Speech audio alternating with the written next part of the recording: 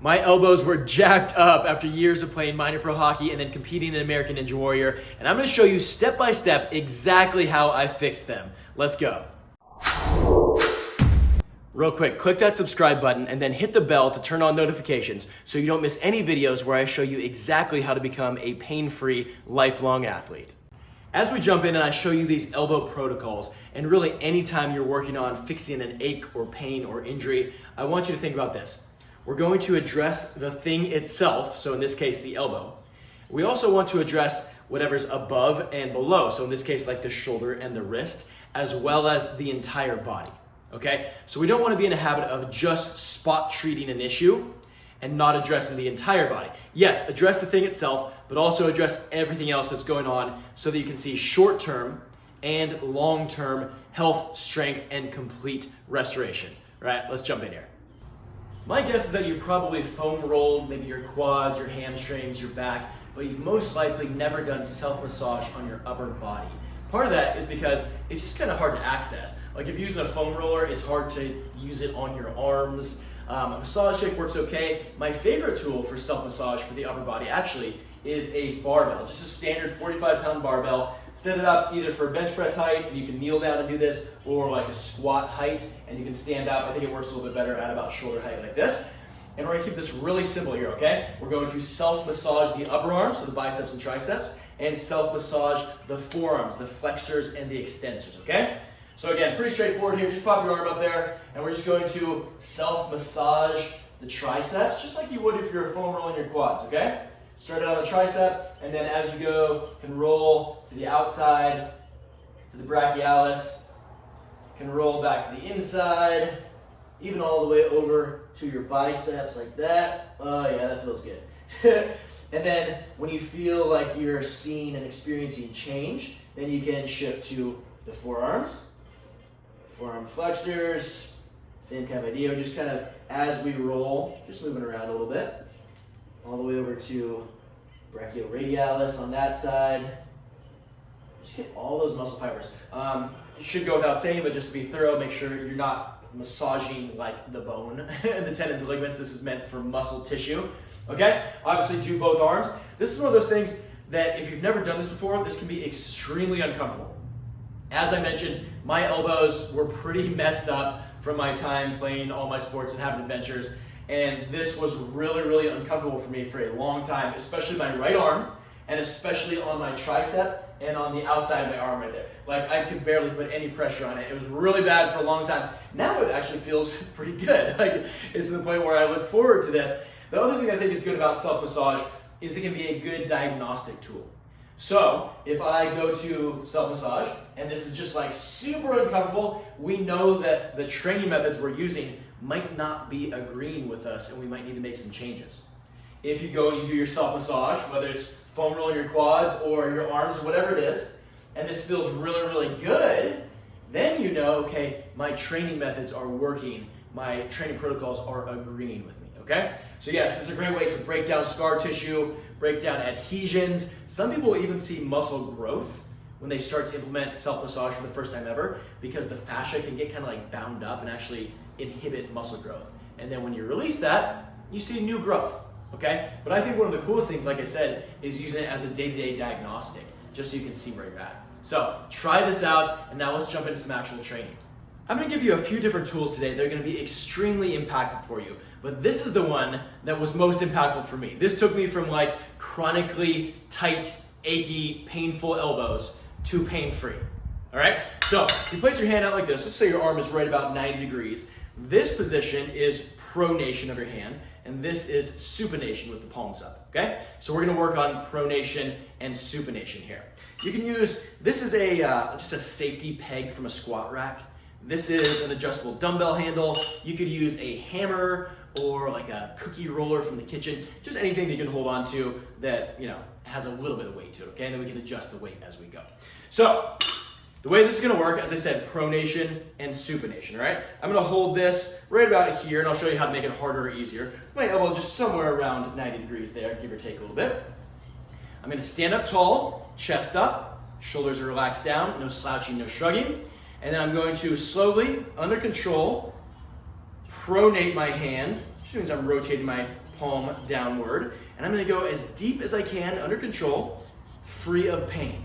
And then give myself a boost back to the top, okay? The deepest pain-free range of motion, all right? Don't work through pain. You don't have to show me how tough you are by working through pain. You can show me how tough you are by giving a great effort in your training, okay? But I want you to work in a pain-free range of motion, or else sometimes it can actually make it worse, okay? So if you're dealing with elbow pain, it's very important. We want to accumulate lots of quality pain-free reps, okay? It's a very important concept when we're getting out of pain, okay? So again, stand up tall, down under control, taking my time on the way down. Don't be in a hurry. Explore the range of motion. When you get down to the bottom, try to go a little further, okay? And then you give yourself a boost back to the top if you need to. Again, always working in pain-free range of motion. Maybe for you that's right there, and then you go back to the top. All right, down under control, you might need a little boost back to the top, okay? And then as you go from rep to rep, sometimes even within the same set or within the same workout, but definitely from workout to workout and from week to week, you're going to be able to go deeper, pain-free. You're going to be able to increase the load or the weight. You're going to be able to move more athletically and more aggressively. Those would be the metrics that we want to measure from session to session, from week to week, okay? So the way I would adjust this, my hand's in the middle, it's more balanced, so gravity is working more with me. So this is going to be easier. As I get stronger, I'm just going to move my hand down a little bit like this. And then it gets quite a bit harder, okay? All the way to the end, it's going to get a lot harder because of the way gravity works on it and the balance of it. And then back to the top. Again, you can give yourself a boost back to the top if you need to. This is blurring the lines between strength training and stretching. You're gonna hear me use this phrase, building strength through length. This is very, very important if you want to get out of pain and actually feel athletic and good, okay? So it's not just building strength in a small range of motion, even though that's better than nothing, but we wanna build strength in this massive, long, complete range of motion. All right, always training pain-free, but really challenging ourselves to get better every single time we do this, okay? So again, stand up tall, pronating, get a good stretch at the bottom, and then back to the top, okay? Now, from there, I'll use the other handle here, the dumbbell handle, just to show you the other one. We're gonna jump right into supination. So, important note here, as a general rule, if you're getting pain on the outside of your elbow, this would be like lateral epicondylitis or tennis elbow, golfer's elbow. The names are kind of interchangeable. And then pain on the inside of the elbow, medial epicondylitis. If the pain's out here, we want to lengthen and strengthen the muscles on the outside. If the pain's here, we want to lengthen and strengthen the muscles on the inside, the medial side. Now, to be thorough, I would recommend just training both. Okay, but if you're in an emergency, you just need to get better as fast as possible. So my pain was on the outside, so I just did tons of reps. I accumulated so many quality pain-free reps just like this, like I just showed you, until the pain went away. And there were times where I'd get better, and then like I'd bench press something, it would kind of flare back up, and I'd have to do more. And then all of a sudden, fast forward a few months, it just stayed pain-free. And now I don't have elbow pain anymore. It's amazing. Okay, so that was pronation.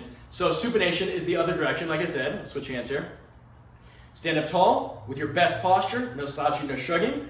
And then this time we're supinating, which means the palm goes up. And again, using the greatest pain-free range of motion that you possibly can, okay? Maybe that's right there, and you even have to give yourself a boost back to the top. Maybe I need to move my hand to the middle a little bit, or take some weight off there, or whatever it is, okay? And then as you get stronger, maybe even within the same session, but certainly from session to session and week to week, you're gonna challenge yourself to increase that pain-free range of motion, increase the load, add more weight on there, control the reps more, move more athletically, okay?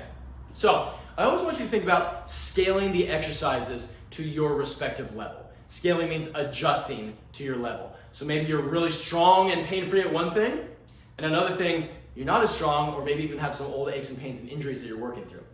If it's too hard, you can't do the exercise, or at least you can't accumulate enough good reps. And if it's too easy, then you don't see change. It doesn't challenge you and change you, okay? So we want to find that nice middle ground where it's hard enough that it actually causes change, but not too hard where you can't perform the exercise, okay? So pronation, supination, like that, performing the greatest pain-free range of motions you can, adding range of motion and adding load, adding reps as you go. If you're getting value out of this, but you're thinking to yourself, I really need the complete plan so that I'm set up for success and I can see life-changing transformation, then I want to give you a free game plan call with me and my team. This is where you can share your situation and your goal, like your dream scenario, and we will help you problem solve that. And we'll show you what it would look like if you want to work together. No pressure, it's super chill, but honestly, most people get more value out of these free calls than they do with most paid programs. Just click the link below to schedule your free game plan call. Now back to the video. The wall tricep extension. This is probably the other most impactful exercise for me personally. The one that took me from lots of pain to feeling pain-free and really, really good, okay? I like this for a lot of reasons. For one thing, it doesn't require any specialized equipment, just some open floor space and some open wall space. Yes, you could use other tricep extension type exercises that would be a similar movement, but this one works really well for our purposes for this reason. Let me show you how it works and I'll show you why it's effective, okay? So I'm gonna face the wall here. Hands right about shoulder width, not really any wider on this one. Palms flat on the wall and make your fingers splayed out. Make your hand nice and big, okay? Now, this is what the wall tricep extension looks like. I'll show you how to make it easier or harder and again, why this works so well, okay? Body straight, it's not butt stick in the air, no midsection sagging, no slouching. Just body nice and straight here. And then under control, we're gonna hold down in this tricep extension position through the greatest pain-free range of motion that you possibly can. All right, pulling down under control, pressing back to the top. Now, I told you I was going to tell you why I like this version. So the wall tricep extension is nice because it gives us some quick feedback here. This is one of the things that I was dealing with when I first started doing this. One arm worked really well. My left arm was pain-free and perfect, but I actually remember the exact moment when I was playing minor pro hockey and I took a check, just a normal check against the wall, and my elbow pad had slid down and I hit my elbow on the glass. And literally, I felt something like snap off, like a piece of cartilage. And since that day, it moved around for years. Now it's healed. It's totally restored. I don't have any elbow pain. It doesn't move around anymore. It's been probably 5 years since it's felt like it was just floating around in there, which is super disconcerting. So it's nice to have that be better. But anyway, my left arm is really good. My right arm was really, really bad. So what would happen when I do this tricep extension is my left hand would be nice and flat, and my right hand would want to shift. It was like my body was trying to compensate and to go around this movement instead of going through the movement because it was uncomfortable, okay? So what I want you to do is keep your hands as flat as you can on the wall. When you first start this movement, if you're like I was, you might start really small and you might have to just bang out a whole bunch of reps and accumulate a bunch of pain-free range of motion reps in a small range of motion like this. That's what I did. But then from set to set, sometimes even within the same workout, or certainly from session to session, from week to week, right on cue, your body's such a miracle, the range of motion would get bigger. And all of a sudden I'd be like, oh, I can go a little bit deeper, pain-free, especially if you're doing all these other exercises that I'm showing you as well. So from week to week, I'm going a bigger range of motion, it's feeling better, I can actually turn on muscles powerfully, whereas before it was just kind of timid and soft, okay? And then all of a sudden, fast forward a few weeks or months, however long it takes, it's fine, it's different for everybody, you're gonna start banging out full range of motion reps, okay? So when you start to get there and that range of motion increases, I want you to start like this. Stand up tall, take a big breath, exhale, and then you're going down under control, keeping the hand flat on the wall, go the deepest range of motion that you can, ideally where your forearms touch the wall, and then press back up. Now, if I need to make this easier or harder, as I said, hands higher is always going to be easier. Boop, like that. Hands lower is going to get a lot harder really, really quickly. You might need to move your feet back or forward a little bit. All right, body straight still, down under control, greatest pain-free range of motion that you possibly can, and that can get really, really difficult. But again, this is one of those exercises that I felt the difference as soon as I started training it. It was really hard at first. I had to start off really, really modest. So set the ego aside, train through the greatest pain-free range of motion you possibly can, but then again, challenge yourself from session to session to keep getting better, to add more reps, to add more range of motion, to add more intention, all right? So challenge yourself to improve, and this will be a game changer for you. This is called Zottman curl. This is extremely effective, but I will say it's a bit more advanced For me, I had to build into this because when I tried it at first, I just really couldn't do it without pain. And so I kind of had to jump back into the exercises that I just showed you, get stronger in those, and then I could revisit this stop and curl. But then when it was time, it started to feel really good and I could work through this progression and perform reps without pain, which is obviously what we want, okay? So let me show you how this works. I'm gonna stand up as tall as I can. Best posture, no slouching, no shrugging. As I curl to the top, I'm going to have my palms facing up. On the way down, I'm gonna rotate so my palms are facing down. This is kind of like that supination pronation that we did, okay? Palms up on the way up, rotate, palms down on the way down.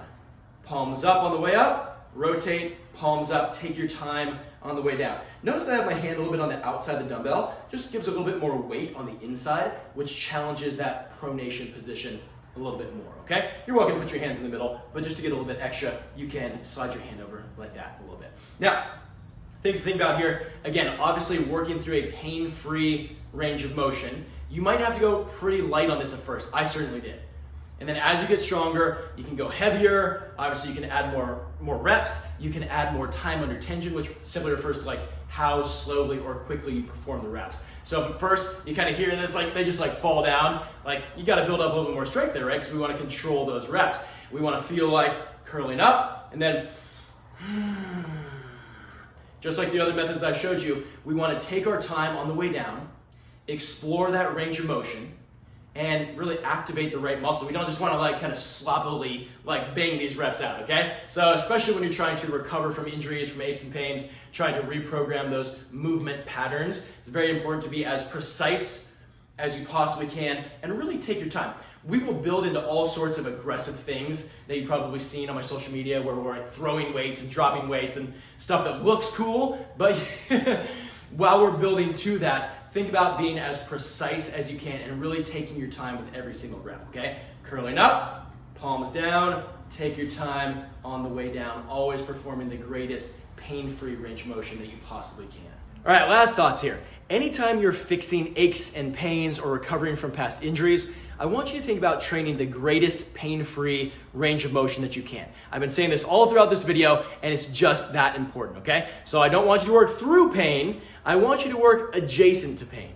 And then session to session, week to week, that pain-free range of motion is going to increase until, fast forward a few weeks and months, you have this massive pain-free range of motion, this massive capacity that you never had before. So that's what we want. So yes, don't work through pain, but do challenge yourself to get better and to expand every single time that you train, all right? Let me know if you have any questions. Hit me up down there in the comments section. I love hearing people's successes. I believe in you. I believe that your best days are ahead. All right, my friends, that's it. Thank you so much for watching. I really appreciate it. If you got value out of this, but you're thinking to yourself, I really need the complete plan so that I'm set up for success to create true life-changing transformation, then I want to give you a free game plan call with me and my team. You can share your situation and your goal, like your dream scenario, and we will show you how to problem solve that. And we'll show you what it looks like if you want to work together. No pressure, it's super chill, but honestly, most people get more value out of these free calls than they do with most paid programs. Just click the link to schedule your free game plan call, and I will see you in the next video.